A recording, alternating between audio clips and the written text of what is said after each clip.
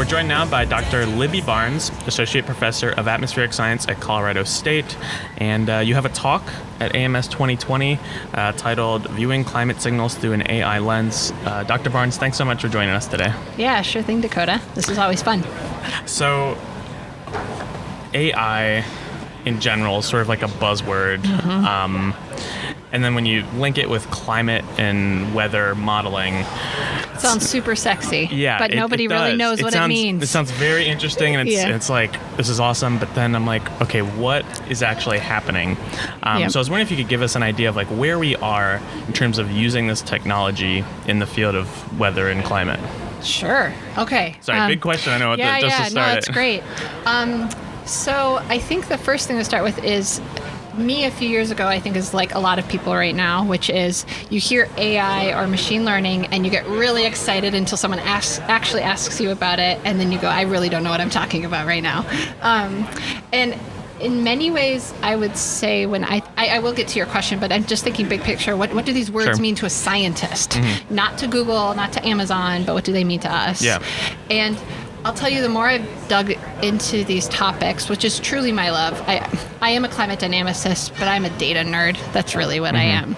I realize we're already doing these things already. We call it data analysis. We download a .netcdf file, we open it up, and we start making plots. And then we think about how do I make that plot a little differently, or what's on my x-axis, what's on my y-axis.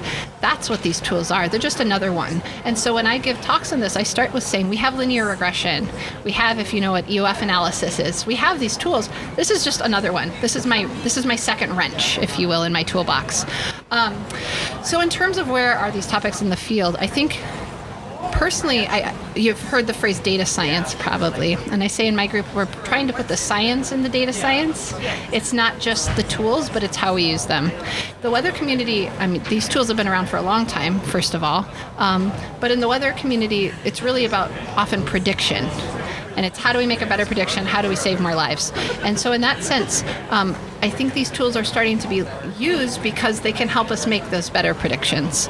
But in climate, we talk about projections, right? Like what's going to happen in 2100. Yeah. But we're not actually saying we're going to predict 10 years from now yet, or 20 years from now. Mm-hmm. So how do we use these tools?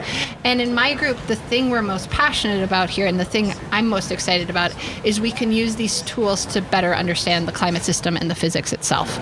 And I think, to answer your question, we're very early on. I would say even a year ago, I would have said we don't know what we're doing there yet. Mm-hmm. And I think the big part of that is whether these are really black boxes or not.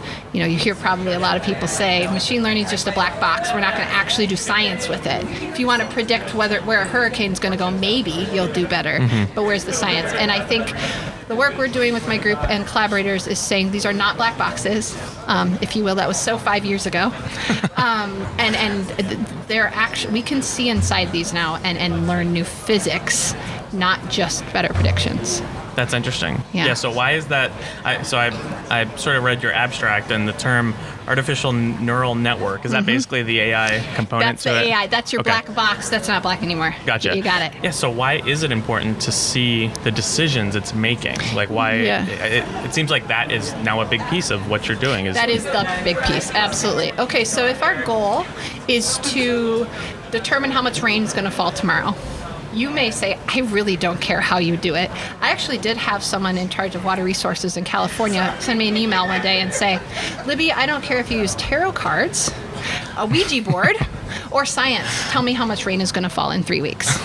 And I was, as a scientist, appalled and responded, that's fair. You know, no, we need to care about the science. So then you have to stop as I'm writing this email and say, why do we need to care about the science? Here's someone determining whether we should let water out of a reservoir or keep it in.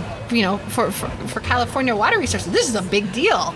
And I came to the conclusion that really, if we don't understand the science, we are at great risk of what we call more technically overfitting, of thinking we know what's going on making new predictions and having them being ridiculous and wildly out to lunch. But if we understand the physics, say F equals ma, or conservation of mass, we know as we go along and get more and more extreme, we're still within the rules, right? And so I responded to her saying, I do still think we need some science in here. I don't know if I convinced her. But because of that, it means that it does matter to not just make a better prediction, but we also want to know why. No scientists, it's also our job to ask why as well. Yeah. And so I think the big issue with understanding why is twofold. One is this idea of overfitting. So the idea that your black box may do a really good job on the data that you have, but next year, new data is going to come and it will fail miserably.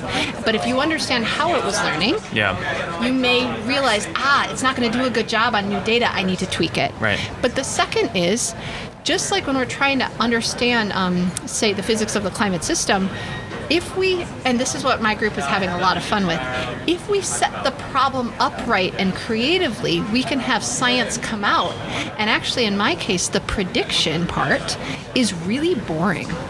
So I don't know if later we'll talk more about the talk and what we do, but I predict something with these artificial neural networks, this AI, that's super dull. No one would pay me for it. And actually, my son knows the answer, and he's 5. But what's cool is I've set the problem, so the prediction's boring, but how the AI was able to figure that out, the thing the 5-year-old could, ends up with very complex climate dynamics repercussions. So that's why we're having so much fun. Yeah. What type of phenomena is this technology good at predicting, or do you think will be good at predicting? I know it's sort of a weird question because you said it's actually sort of boring what it's predicting, but it's in my case, yeah. I think for my, I'm not going to speak for the whole field because I'm by no means an expert on all the tools being used, but at least for us, artificial neural networks, they are great at patterns. So as humans, we are actually amazing at pattern recognition. That's what our brains do. And there is a reason these are called artificial neural networks. The neural part relating to our brain, although computer scientists are now saying, forget that relationship. Our brains are not like these things. But the point being, though, that I think they're great for patterns and finding patterns in data. And as a climate scientist, we all make maps all the time. We're looking at patterns all the time. With even weather, we're thinking about what happens when we've got a big high pressure in the Pacific, what's going to happen in the Atlantic, and we're looking for blobs, patterns. So I think these tools, at least in climate dynamics, have a great possibility of finding these these causal connections, which is what our science is all about, because that's what they're set up to do. Okay, gotcha. You've also done a lot of work with atmospheric rivers. Yes. And that's actually, you're receiving the 2020 Clarence Leroy Meisinger Award for your work in extratropical circulations in response to climate change. Have you done any connection with using AI in atmospheric rivers yet, or is that still something that is sort of in the future for you? We have, actually. Okay. I don't have a paper on it, so this is the, you're getting the breaking cutting news. edge. Yeah, breaking news. news. Here we go. This is great. So we do have a little work where I have previous students have shown that while our weather models aren't very good at predicting these phenomena, these atmospheric rivers or rivers in the sky, 3 weeks or 4 weeks ahead of time, which sounds crazy, we can actually do that with observations. So in essence, the information is in the observations, but our climate models and our weather models can't do it yet. So this is a great opportunity for data analysis and looking for these patterns in the data we have. And so what we're trying to do to link with this AI work is say, okay, these neural networks are great at finding patterns. Maybe they can do even better than the simple statistical tools that we're already using. And the answer is, so far, they can do as well. And now we're trying to figure out, can they do actually better? But then we use these tools of understanding what the network learned to say, okay, if I can predict an atmospheric river in 3 weeks with one of these artificial neural networks, how did I do it? Where did the information come from, right? Cool, I could predict that an atmospheric river was going to hit LA, in February, 7th. But as a scientist, I don't think any of us really know how it would do that. And if we could figure out how, we might find a teleconnection that or of some sort we didn't know about before, or a land atmosphere feedback we didn't know existed. And so right now we are using these tools to figure out, why is it working? And if we can figure that out, we're going to learn new climate dynamics. That's exciting. It's super awesome. Yeah. So I have a graduate student, PhD student, Kirsten Mayer, who's that's her project. So nice. Stay tuned. As a Coloradoan, I'm interested. I mean, I know we don't get the direct, force of it, but we do some of our snow events are amplified from that. So absolutely. And I think from my point, atmospheric rivers or not, we're going to learn patterns of the climate system. And, it may bring an atmospheric river to the north or the south, but that same thinking may end up telling us about snow events coming from the Gulf, or tell us about tornado activity and hail activity in the southeast during spring, which we've also shown has similar connections. So it opens sort of our eyes to a lot of possibilities of applications. I'm always interested in how faculty members or research scientists end up sort of in the field that they end up in and the topics that they end up in. I know your family has a history of research and science, and so how did you end up first in meteorology, atmospheric science, but then the atmospheric river part, the extratropical circulation part? How did that sort of find your way to you, or how did you find your way to it? Okay, do you want the long story or the one sentence story?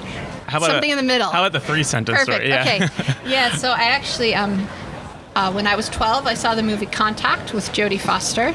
This is great. Okay. I already started. This is a great start to the story. Okay. Yep. And I saw her. So it's a story by Carl Sagan, I believe, and they made it into a movie. And I saw it, and I went into my dad's office, who's a professor, and I said, "Whatever she does, I want to do it." And he said, "That's a physicist." She was an astrophysicist, but close enough. And I said, "I don't know how to spell that, but that's what I want to be when I grow up." So my whole life was training to be Jodie Foster. Oh my gosh. And I did get a degree That's in a good quote. particle physics as an undergrad. So I did do physics with math, and my emphasis was high energy particle physics, and all of my summer research was high energy particle physics. Wow. But about junior year of college, I was at Fermilab in Chicago, looking at a particle accelerator, and a small fire broke out in the lab.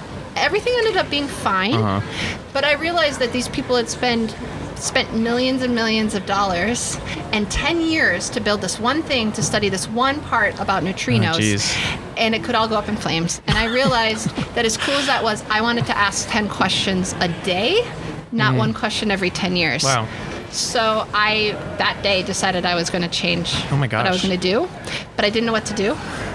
And so actually, this is not the typical I stared at thunderstorms out the window story. It's the opposite, honestly. Yeah. I said, what system is so complicated I will always have a job, because we will never understand all of it.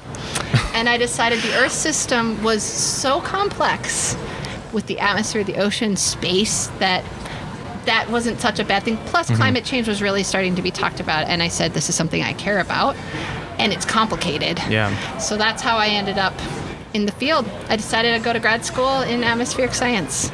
In terms of atmospheric rivers, how did I get there? Honestly, it turned into starting to talk to my colleague Eric Maloney, who studies tropical dynamics, and we said, what are some cool problems we can work on together? That's great. So my house wasn't destroyed by an atmospheric river or anything like that. Far more boring. Well, I'm really excited to see the research that you and your group produce in the coming years. You guys have a lot going on and a lot of cool stuff. We're having so much fun. And you're on the groundbreaking part of it, the AI part of it. So if you want to, if you're here at AMS 2020 in Boston and you want to see Dr. Barnes talk, it's at 10:30 on Tuesday in the 19th conference on artificial intelligence for environmental science. If you're not here at AMS 2020, it'll be recorded and you can go online and check it out. Or you've already listened to this episode, so you have a little taste for what you do. Dr. Barnes, thanks so much for joining us today. Yeah, no problem. Appreciate Thank you.